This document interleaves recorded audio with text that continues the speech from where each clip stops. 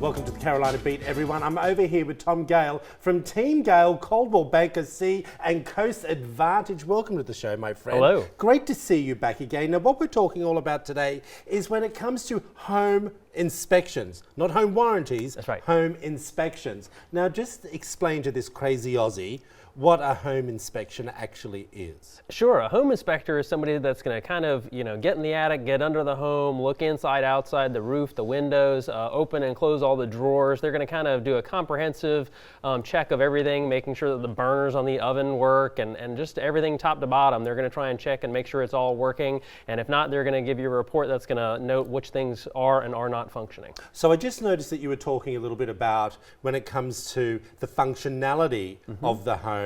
You weren't talking about maybe pest control or things like that. Right. So there are other inspections that they may either not cover that are specialized like that, or there are things that they may say the air conditioning is not working, but they're not an HVAC contractor, but that would alert you that you might need to get a subsequent inspection from a true specialist in whatever area. Okay, I got you. All right, so who should be getting the actual home inspection? Should it be the buyer or the seller? Well, typically, almost all buyers are going to get one because for a few $100s, it's good peace of mind to be able to have that home inspection before you purchase the home, because once you purchase it, it's yours. So most buyers are going to get them, but I also advise most sellers to get them as well, because if you can make sure that your home is good to go before a buyer ever brings their offer, then the other part that once people put their home under contract, they're going to negotiate the price. Then the next thing they're negotiating is any repairs that need to be made, or maybe a credit if the seller doesn't want to fix the problem.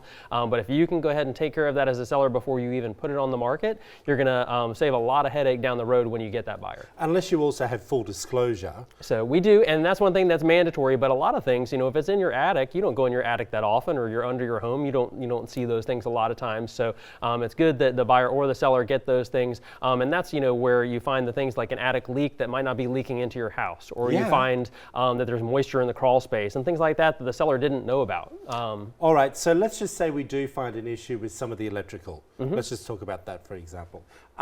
Is it within your interest as the seller to get it fixed before we go to market, or where do you feel on that? Yeah. Because I also feel that if I was buying a home and then I went in thinking, oh, it all looks gorgeous, and then find all these issues, maybe I might be a bit sour and wanting to close the deal. Exactly, and so that's the reason why it is advantageous for the seller to go ahead and get that inspection before they put it on the market and to fix those things. And then I say if there's something that you don't have the money to fix, or you just don't feel like fixing, at the very least we need to disclose that. Now we know that there's an electrical problem, for instance, and we're disclosing to the buyer that bring whatever offer you want, taking into account that we haven't fixed this one issue that we're aware of. And then maybe get a quote on what it would be costing to fix. Exactly. All right, what are some of the other inspections that we should be concerned about as a buyer when it comes to making sure we tick all the boxes? Yeah, I so think the we other sort one, of touched on it. Yeah, the other one that's very common around here is your wood destroying pest inspection. People call it a termite inspection, but there's other pests as well. Those are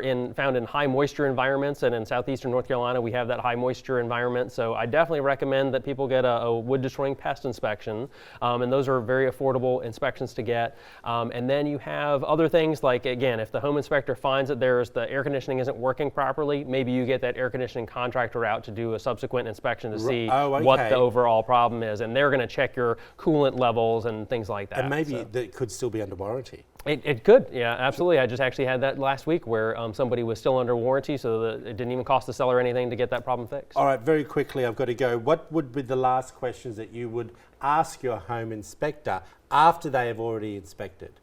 So that's, one of the things that you definitely want to work with somebody that knows what they're doing and is available to you if you have those questions, because it could be different every time. And it's a nerve-wracking. We are using our life savings when it comes to buying Which is why for a few $100s you want that peace of mind of getting the home inspection. As always, great information. We appreciate you. If you want to find out more information about Team Gale, Coldwell Banker C Coast Advantage, Mr. Tom Gale is the man to call. There's all the information up on the screen. We'll be back after this short break.